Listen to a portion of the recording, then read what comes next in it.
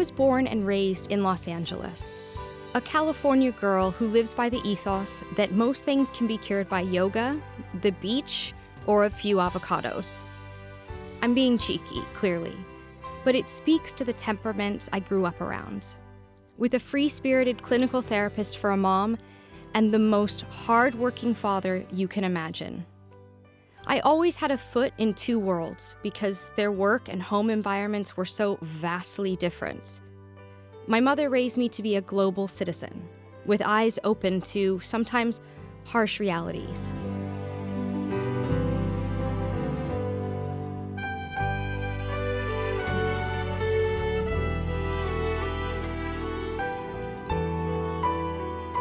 One of the problems with writing a modern-day novel is that history is moving so quickly that you can't keep up with it. I would never have predicted that someone in line to the British throne, a son of the Prince of Wales, a grandson of the Queen, would marry an American divorcee with a black mother. Prince Harry and Meghan Markle are a fairy tale story, and we love them because they are. Yeah, this is a postmodern Cinderella story, that she can go to the ball, she can have it all, the clock can chime 12 o'clock, and she can keep on dancing. I'm sure when Harry first met Meghan, the first thing he thought was, what an incredibly sexy, attractive woman. He was the most eligible bachelor on the planet. He had his pick of any girl he wanted. Theirs was a relatively chance encounter. They didn't know each other. They'd never met before. They were introduced through a mutual friend. And as soon as Harry walked into the room and saw this beautiful vision before him, he realised, first of all, he had to up his game. And then when he listened to her conversation, articulate, intelligent, well-travelled, but also someone who was a humanitarian, he also realised that she was the one for him. But I'm told that very quickly Harry realised that there was something special about this girl. You know, after the first couple of dates. Everything, all the stars were aligned, everything was just perfect. It was this beautiful woman just sort of literally tripped and fell into my life. I fell into her life. You know, he felt confident enough that he invited her to Botswana. Well, that's his spiritual home. He wouldn't just take anyone to Botswana within a few weeks of meeting them.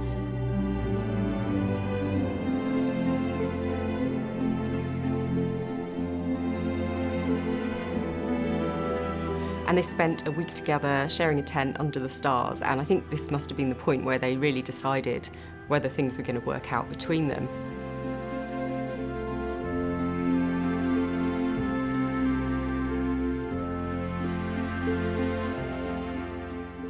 But he did that with Meghan, and, you know, it was under the stars in Botswana, it was all terribly romantic, that I think he really fell in love with her.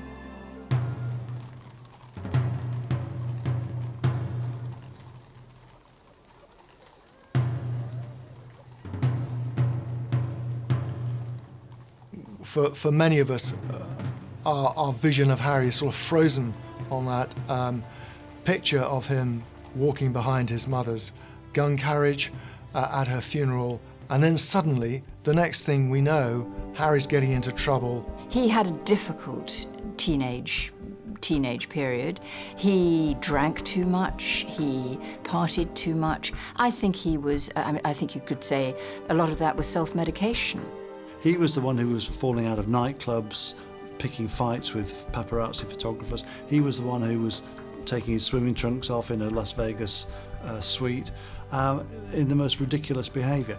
But those actual incidents were few and far between, and one needs really to cut him a little slack, it seems to me. Well, Harry certainly has got through his adolescence very well. There might have been some dressing up as Nazis and things like that, which went down well with the press. But he seems to have kept to his idea.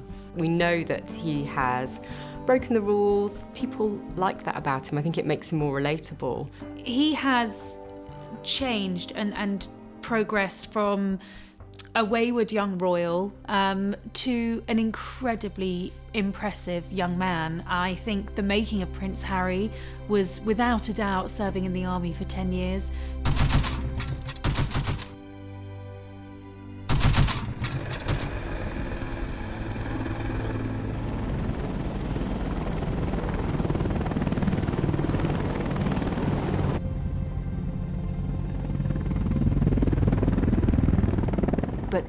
Harry absolutely turned a corner, and the army, I think, was the making of Harry.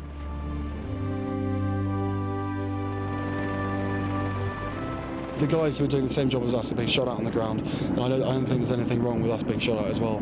And yeah, people back home will have issues with that, but we're not special. The guys out there are, simple as that. Mixing with other servicemen is always an education. They come from all sorts of different backgrounds. They certainly did in Afghanistan. And it wasn't, the old stiff upper lip. And it was more real danger and sympathy for the people there, too. Soldiering was very important to Harry. He joined the army. It was a childhood dream of his to be a soldier. And he was a damn good officer from all the evidence. The making of Prince Harry was, without a doubt, serving in the army for 10 years, going to Afghanistan to serve 2 tours of duty, fighting on the front line for Queen and country, and not just fighting on the front line, but coming back and doing everything he possibly could to change the lives of the servicemen and women who had fought on the front line, lost limbs, suffered post-traumatic stress disorder, came back to a life that was not the life they'd left. Harry came and shone the spotlight on them, and I think the Invictus Games was the making of Prince Harry, and Afghanistan too. But I wanted to bring this inspirational event to a broader and more international audience, to increase the opportunity for others to participate, and to inspire many more who have suffered life-changing injuries, either by taking part in the Games or simply by watching it at home. So from insecure little boy who looked as though it all might go wrong, I think it's come spectacularly right. The army will always be an important part of his life because of his interest in veterans' affairs. But it is probably, until he met Meghan, the most significant development in his life so far. You feel like his journey is complete. You feel now that as he marries Meghan Markle, that sort of final piece of his jigsaw has fitted into place.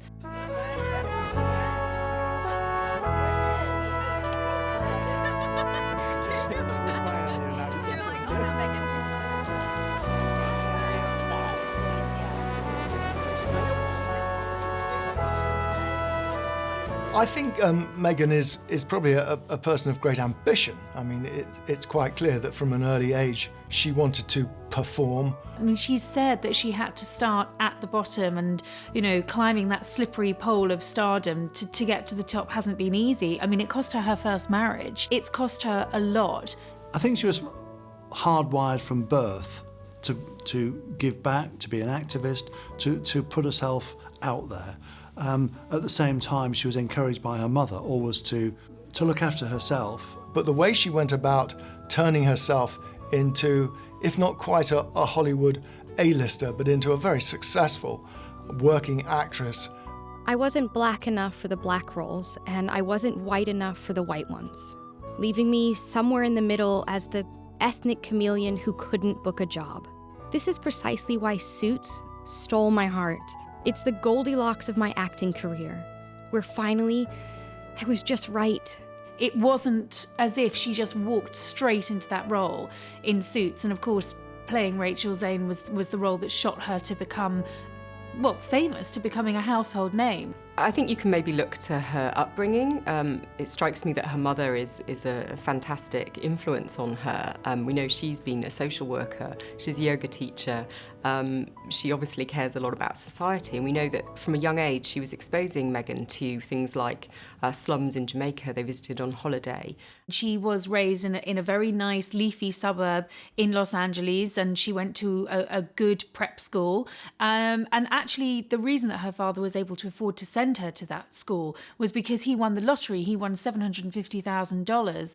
She was taught by her father the virtues of hard work. He would work 80, 90 hours a week as a lighting director. So this combination, and also the fact that she always felt something of an outsider, because she never really at school joined in with, say, the African American group or the white girls, and people were kind of shocked when they saw her mother, who's African American. They thought she was Italian. So she's lived in a world where people have made racist remarks, not knowing that she's actually biracial. And I think growing up, her mother, Doria, was very determined, I think, that Meghan grew up aware that she grew up in quite a privileged background, but there were others that were less lucky than she was. So she's had to learn from quite an early age not only to be diplomatic with her parents, who split up when she was just 2, but be diplomatic with the outside world. She's learned to bend, she's learned to be fluid, she's learned to see the other point of view. That is what I grew up seeing. So that is what I grew up being. A young adult with a social conscience, to do what I could, and to, at the very least, speak up when I knew something was wrong. Young people view the royal family, like everything else, very differently to their parents. And the fact that this figure, Meghan Markle, is a divorcee, is from a mixed race background, is an actress, is attractive to them. It makes them feel that the monarchy is not somehow up on a remote pedestal. It's not something that their grandparents like and get excited about. It's something for them. I think that when you've got an American who's argued for gender equality, but also is accepted by the royal family, that shows to me that Britain is changing as a nation, and that the royal family is reflecting that change. The Queen has gone further than any of her predecessors in sort of coming off her gilded throne and mixing with people and thinking ahead of what will please people. We are seeing a transition. As slow as it is happening. So I think the monarchy has reached a point where it absolutely knows it needs to modernise. It knows it needs to move forward. It knows it needs to do that in order to stay relevant. And at the helm of that movement are the young royals, because they are the ones that people can connect with. Prince William, Prince Harry and the Duchess of Cambridge are really reaching out to people. They go and they meet all sorts of people, and they're very open. And I think that that's the future of the monarchy, really. We'll never let it be said that the royal family is not above adapting. I mean, it has survived 1,000 years of change and remained in situ. It is brilliant at navigating its way through changes in social life, the mores of the time. They've done it many, many times. They reinvent themselves every few generations. It's a remarkable journey that the royal family has been on, and it shows great resilience and adaptability, and I think relevance. The monarchy must be relevant to the people. If the people do not feel that the monarchy is relevant, we will no longer have a monarchy. The great thing that I feel about this marriage between Meghan and Harry is that Meghan is, she's representative of a great many people in our society today. When you look back to the 1970s and early 1980s, the royal family was a do-not-touch, white-gloved, big handbags monarchy.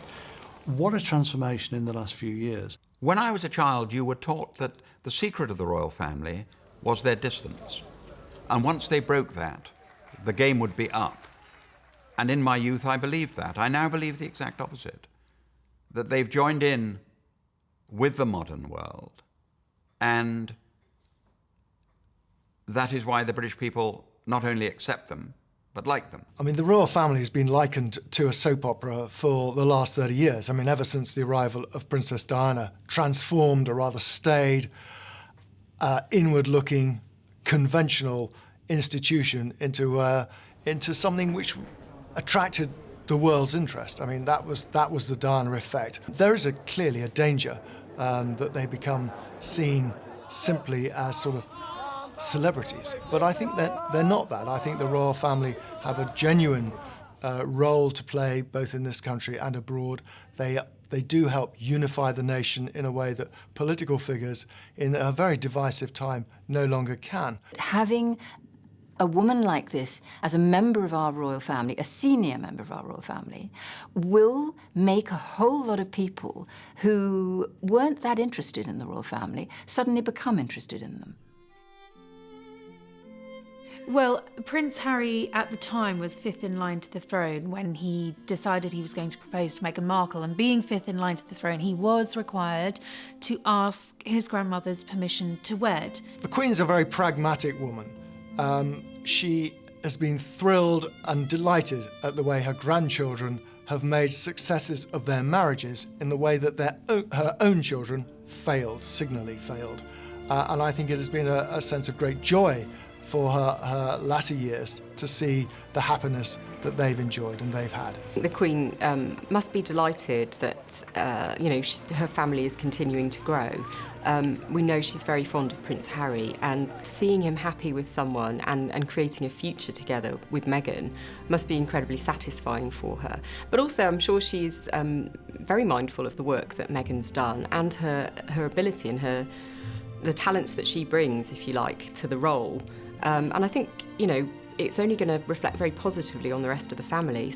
The fact that he's marrying someone so diversely different from anyone else that any of her children or grandchildren have married is probably has given the Queen a sense of pride. The last time, of course, that marrying a divorcee was contemplated was Edward VIII and Wallis Simpson. It almost brought the monarchy to an end. It was catastrophic.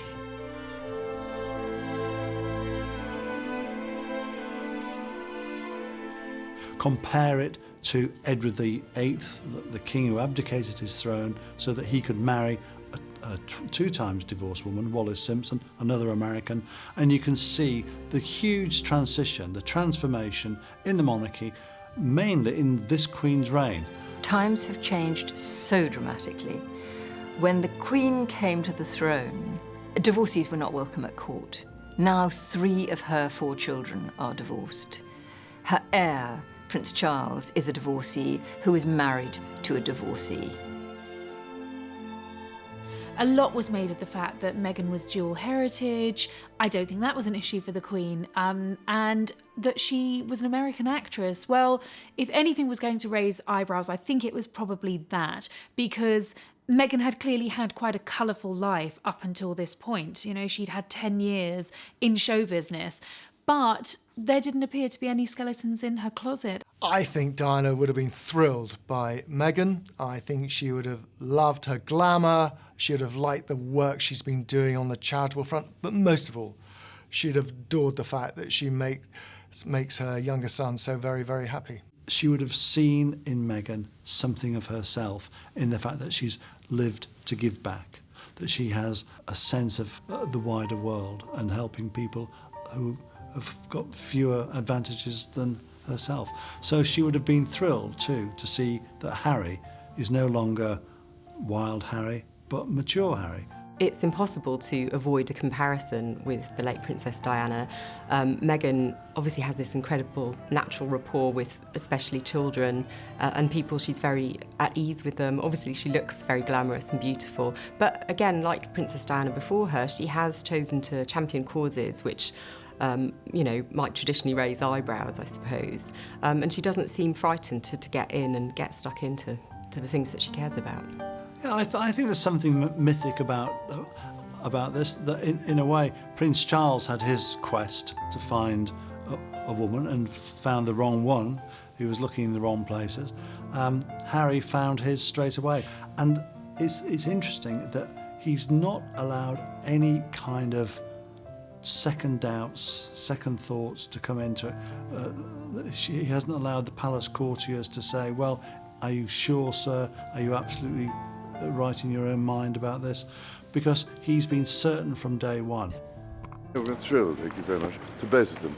So I hope they'll be very happy indeed, is all I can say. Prince Charles is very happy for Harry. In fact, I've heard that Clarence House are delighted with the match, and I think he, has done a fantastic job in bringing his sons up as a sole parent for a very long time. And for any parent, it's a wonderful moment when you know that your child has found the person they want to spend the rest of their life with.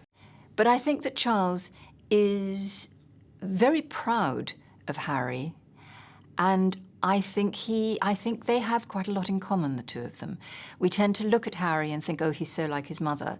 Actually, he's also very like his father. And he is emotional like his father, and he's sensitive like his father.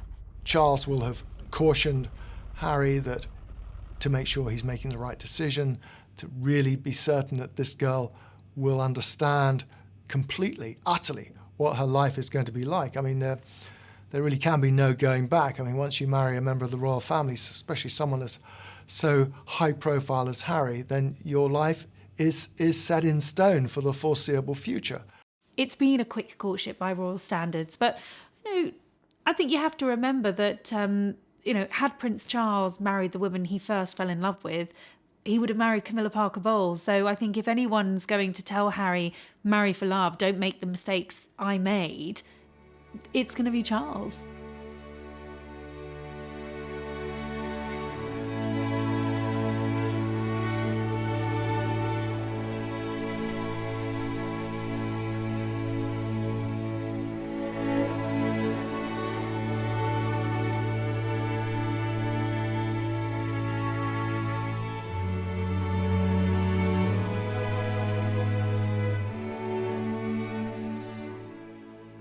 I'd never even heard about her until this friend said Meghan Markle. I was like, right, okay, give me a bit of background. what's going on here? So no, I'd never watched Suits. I'd never heard of Meghan before, and I was beautifully surprised when I walked into that room and saw her, and there she was sitting there. I was like, okay, well, I really have to up my game. 3, maybe 4 weeks later, that I managed to persuade her to come and join me in Botswana, and we camped out with each other under the stars. She came and joined me for 5 days out there, which was absolutely fantastic. So then we were really by ourselves, which was crucial to me to make sure that we had a chance to get to know each other. I don't see it as giving anything up. I just see it as a change. It's a new challenge. It's a new chapter. I think Harry is self-aware enough to realise that he is the supplicant. He is the one who is desperate for somebody to say, I will, because he knows how difficult it is moving into this family. Everybody's talked about, the glamour of it and all the rest of it. It ain't that glamorous. I mean, when she went on her first walkabout in Nottingham, she'll have been told, well, just think of it like the red carpet, except that there's no red carpet, it's colder and it's wetter, and you're talking about the weather, you're not talking about LA traffic.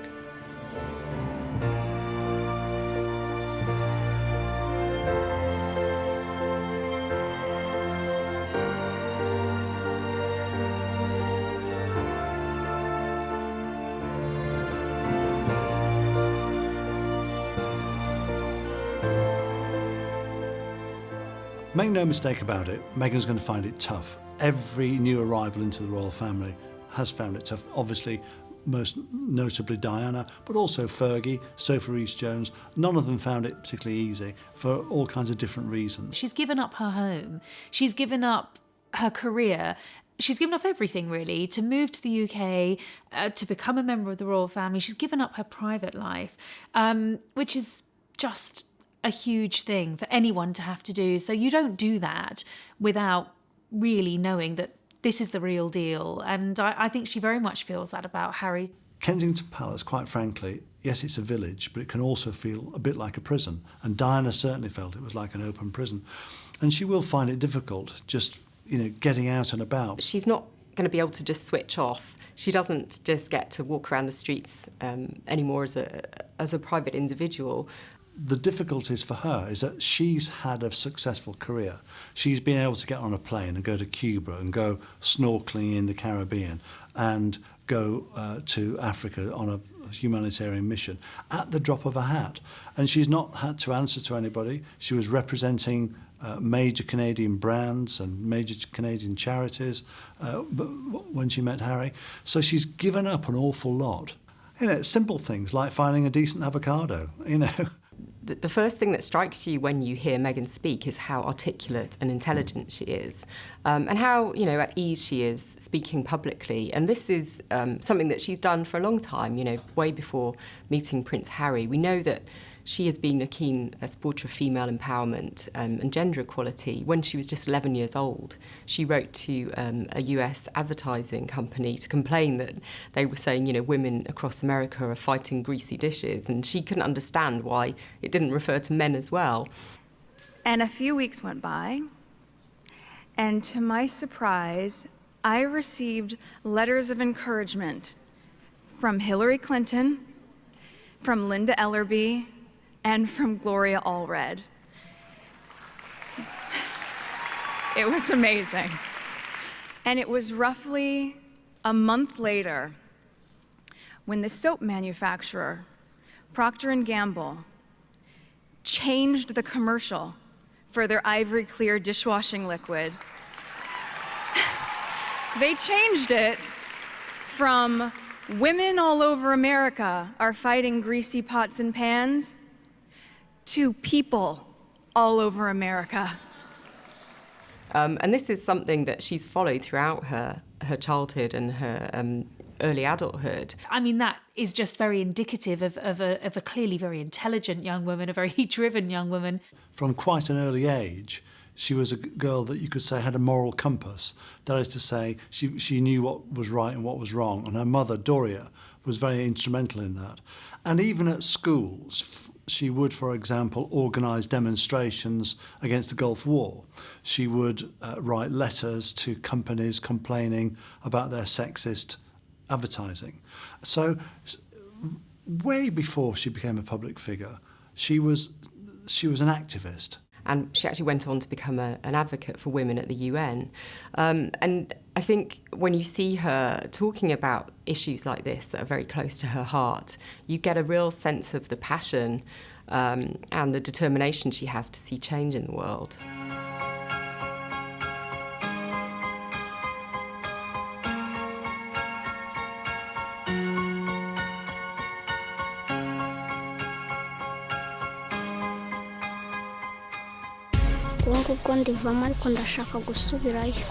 I used to go to school.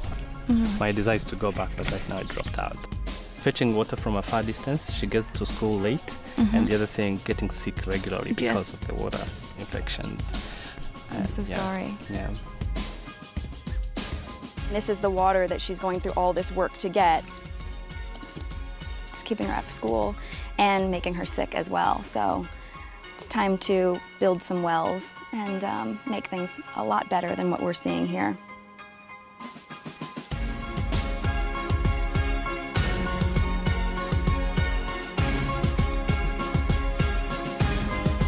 It feels really cool to be a part of this part of the process. It's really hands-on and being part of this clean water being here for everyone. It feels really nice. There are 12 different water points in this community now. This one was just built last year. It gives water to 136 different households. The ease in which they're able to get water for health and wellness. These girls are able to stay in school because they aren't walking hours a day to go and get water. And this clean water source has changed the entire community. So it's really cool to see. I think it's very interesting that Meghan has chosen some quite challenging subjects to champion.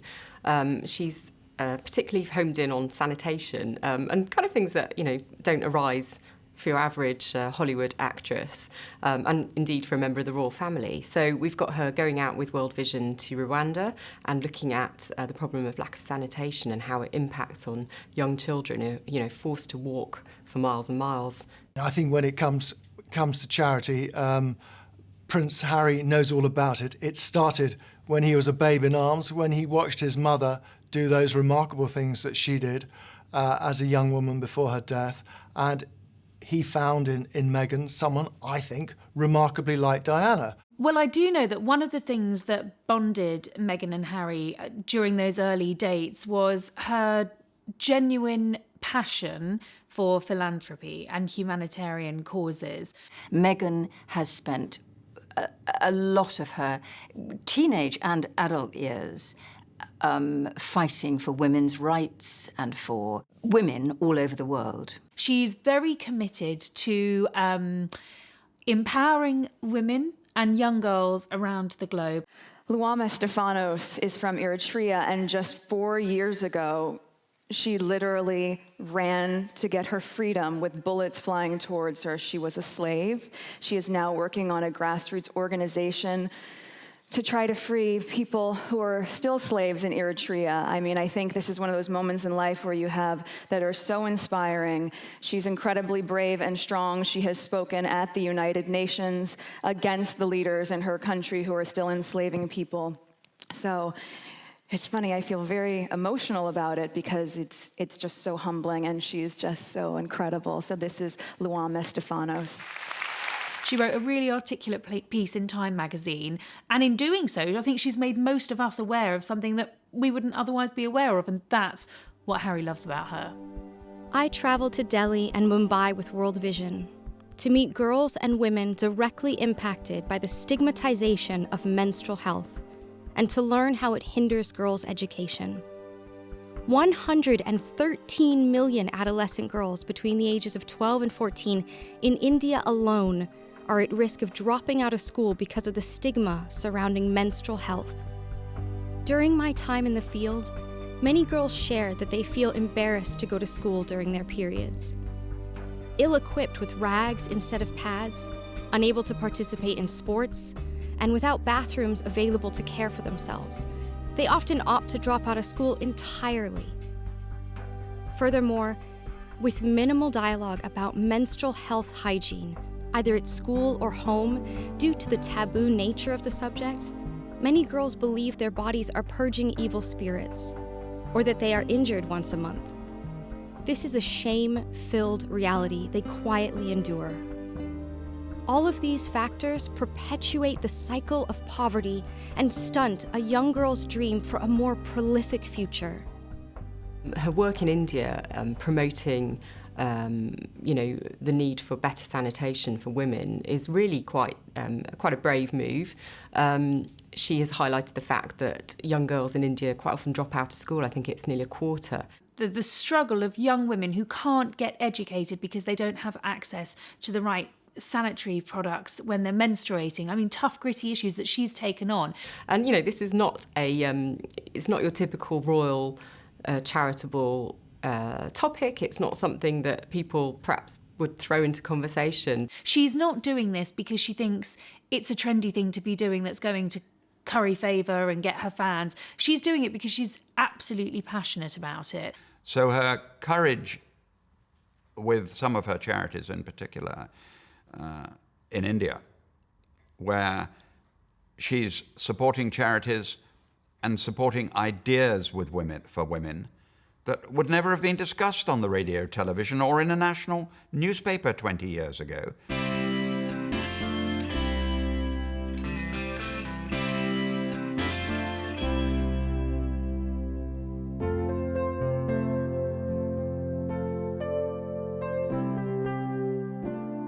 Harry, when he was 18 years old, on his gap year, spent some months in Lesotho, which is the beautiful landlocked kingdom in the middle of South Africa, which has been utterly devastated by AIDS. He founded a charity called Sentabale. He came home to his father, aged 18, and said, I want to help these people. I want to start a charity. And his father said, you're far too young. You need to get into the army first, and we'll talk about it when you've done your army service. And he said, no, I want to do it now. And he was utterly determined, and he did. And he started Sentabale, which cares for the orphans who have been orphaned by AIDS. This is a topic that has drifted from the headlines, but remains an urgent challenge. In southern Africa, the epidemic remains the biggest killer of adolescents. Here in the UK, more people have the virus than ever before. What we know is that HIV is a virus that thrives off silence and feeds on stigma. I think we'll see Meghan heavily involved with Sentabale in the future. It's something that Harry is hugely passionate about. And he still has a connection with many of the children helped by his charity. One in particular is a boy called Munsey, who he first met as a 4-year-old, and was one of the children who inspired him to set this charity up in memory of his mother, Princess Diana. Because he felt a connection with these children who are AIDS orphans. They had that shared sense of loss, which he felt moved by and wanted to do something about. And he's gone back, so many times over the years. And I was lucky enough to see him reunited with Munsey a couple of years ago at the opening of the Mama Harto Centre in Lesotho. And it was a really beautiful moment. And I'd love to see him introducing Munsey to Meghan at some point as well. There's a real sort of sense of commitment from Prince Harry. When he cares about something, he will go back and back and back. And I'm sure he's desperate to share this with Meghan. I've got my polo boots. You're an idiot. My polo boots at my car. Get this on camera. You forgot your boots. Oh my God. William and Harry have been the best of friends all their lives. They are as close as brothers can be. Largely, I suspect, because of the difficulties in their childhood, they clung to one another. They are two very different people. William is a very measured, careful, controlling sort of man. Harry is very instinctive and bristling with ideas and get up and go, and he makes instant decisions. Those brothers are unbreakably close. There is a bond that just can't be fractured. And so I expect that Harry will always be William's right-hand man. And while he's slipped down the order of succession, it doesn't really matter. He is the person that William's going to turn to when William is eventually on the throne. Harry is a perfect foil for his brother. And Meghan is a very glamorous addition to the royal family. And let's not forget that the royal family is not just about substance, it's also about style. And she really brings a kind of Hollywood gloss, a Hollywood glamour to the royal family, in the same way as Grace Kelly did with the Monegasque royal family in the 1950s. Well, the last American actress to marry a European royal was Grace Kelly from Philadelphia, who was a famous queen of Hollywood in her time. And so it was very unlikely that somehow she'd end up Princess of Monaco, but she did in a very glamorous wedding to Prince Rainier. Of course, when Kate married in, she brought this stardust, that we hadn't seen since the days of Diana, into the royal family. We wanted to know who she was wearing, which designers, which shoes, who'd done her makeup, who'd done her nails. There was suddenly a whole new dimension to covering the young royals, and that was the royal trio. Well, now 3 is about to become 4. I think it's going to be very interesting to see how the Fab Four, if you like, work together in future. For a long time, Harry was almost like the third wheel to William and Kate's duo, and although they've done hugely important work together as a royal foundation, it will mean a lot to him to have someone by his side to support him in his own work, but also someone who can develop their own branch of charitable work under the Royal Foundation's umbrella. We are fully aware that with any institution, longevity comes with adapting to the ever-changing times. For that reason, my brother and I began the Royal Foundation to bolster the work our family has long contributed to, and to add to it with a progressive approach, by listening to the people on the ground, engaging with grassroots leadership, and creating programming that is built on localized knowledge and gained trust to have the highest impact. I think what's interesting is I hear a lot of people saying, when speaking about girls' empowerment, finding and knowing their worth, or women's empowerment as well, you'll often hear people say, well, you're helping women find their voices. And I fundamentally disagree with that, because women don't need to find a voice. They have a voice, they need to feel empowered to use it, and people need to be encouraged to listen. Seeing the 4 of them operating together recently and talking about their ambitions for the future was really inspiring. And you got a sense that they really get on very well together. There was a lot of humour. When William married Kate, I think the relationship inevitably changed slightly, as sibling relationships always do when a third person comes into it. The arrival of Meghan is going to sort of continue the circle, or complete the circle, if you like, because for the last 6 or 7 years, Harry has been the third person alongside Kate and William. They've got their charities they do together, they do engagements together. I think we're going to see all 4 of them doing things together. So I think there will be a formidable person, if you like. There'll be 4 of them out there, and it will be very successful. But I do think there's a danger that Harry and Meghan could overshadow William and Kate. The fact that Meghan brings so much experience in terms of her life in the public eye and her humanitarian work is hugely beneficial in terms of courtiers looking at how best to prepare her for her new life. It's a massive seismic leap to go from Hollywood to Kensington Palace, and it's a massive transition. And I believe that the Palace have been really very hands-on with what's been dubbed Operation Princess, which is the behind-the-scenes programme to basically help Meghan. But royal protocol, etiquette, all of those sorts of things, security issues, those are things that do need to be learned. Her life as a royal is going to be very different from her life as a Hollywood actress. Over the years, others have married into the royal family. We think of Sarah Ferguson and Diana Spencer, and they couldn't cope with it, and they found the expectation too high, too hard. Meghan is that much older, much more confident and more experienced, and I think that gives her a very good chance of making a good shot at this. Harry's last 2 big affairs, his 2 big relationships with Chelsea Davy and with Cressida Bonas, did not last the distance, quite simply because those girls didn't want the life that came with being a princess.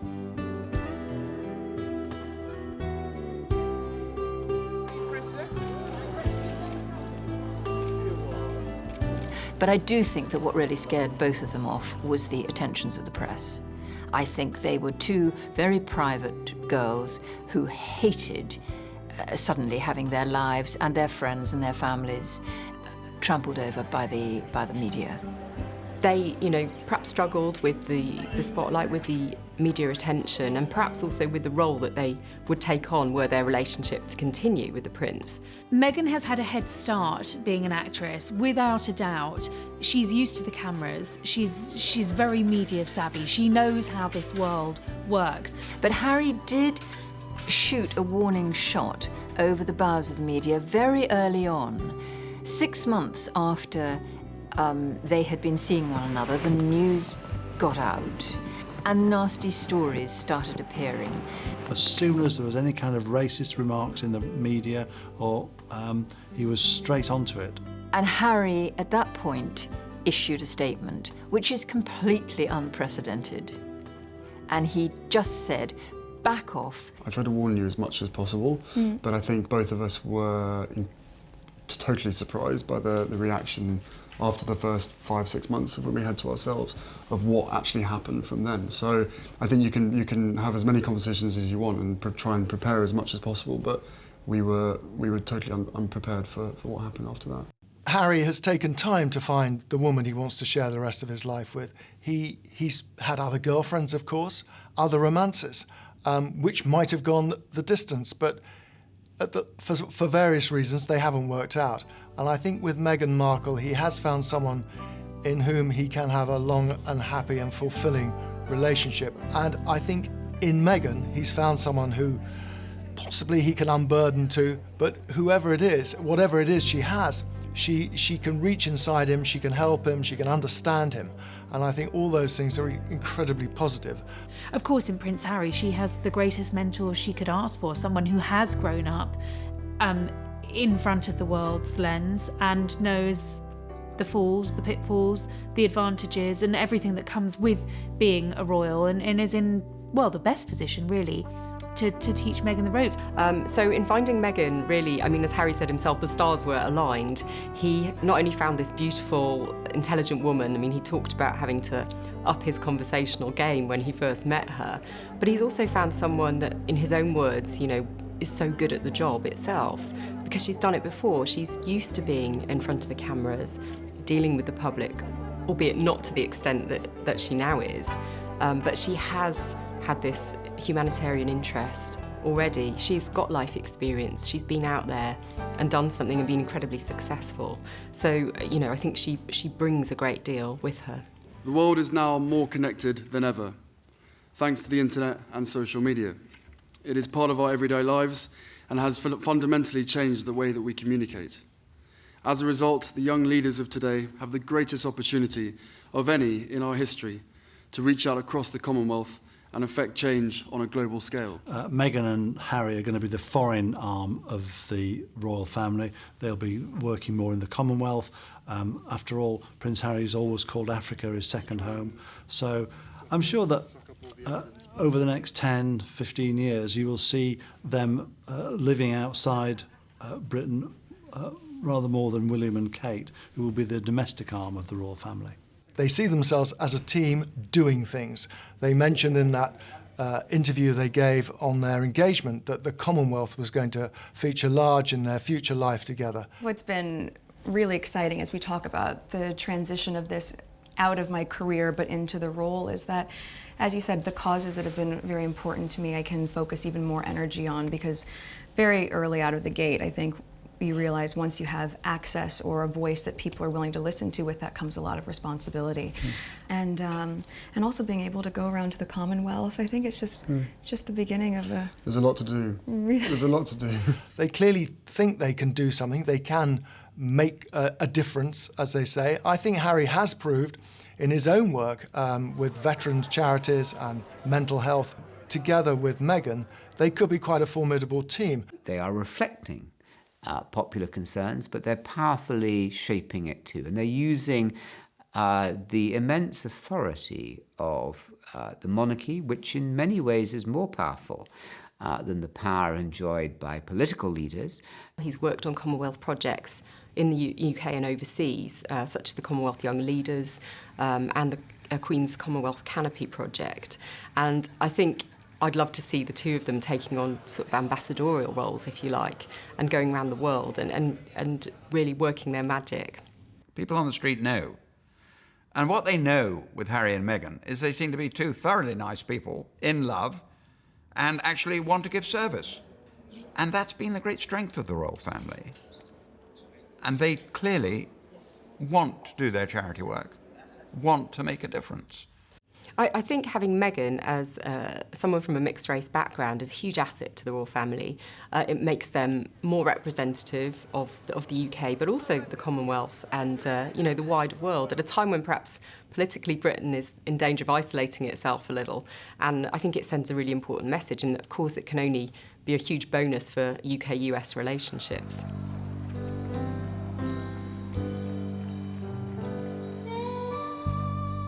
She's going to be 37 very shortly. The time is ticking. Harry's made it perfectly clear he wants children, so has she. And, I would predict that, by the time she's 40, she's had a couple of kids. We'd all love to see him with children of his own, and I think it will happen sooner than later. I think the fact that she's 2 or 3 years older than him, and the fact that she's had a life, she understands a lot more about life than Harry does. She's lived way outside the goldfish bowl of royalty. And you do feel and believe that there's something about their love for each other which is sparked by their mutual concern for the least advantaged. She's not some shy, retiring princess. She's articulate, she knows her own mind, and I think she'll bring a lot of refreshing change and continuity to the royal family. But what I do think that Harry's marriage to Meghan will do is bring a whole lot of people who have not necessarily felt the monarchy was so relevant for them. It will bring them into the fold. But she's a strong woman, and I'm sure she'll find her way.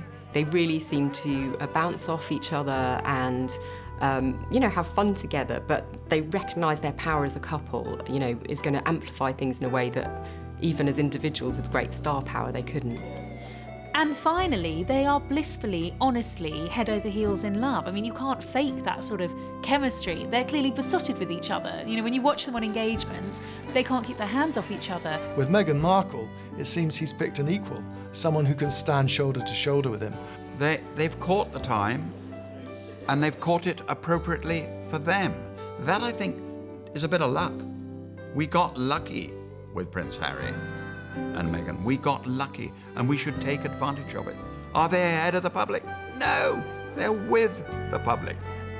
I mean, quite frankly, a Hollywood scriptwriter couldn't have made this script any better. With fame comes opportunity, but it also includes responsibility. To advocate and share, to focus less on glass slippers and more on pushing through glass ceilings. And, if I'm lucky enough, to inspire.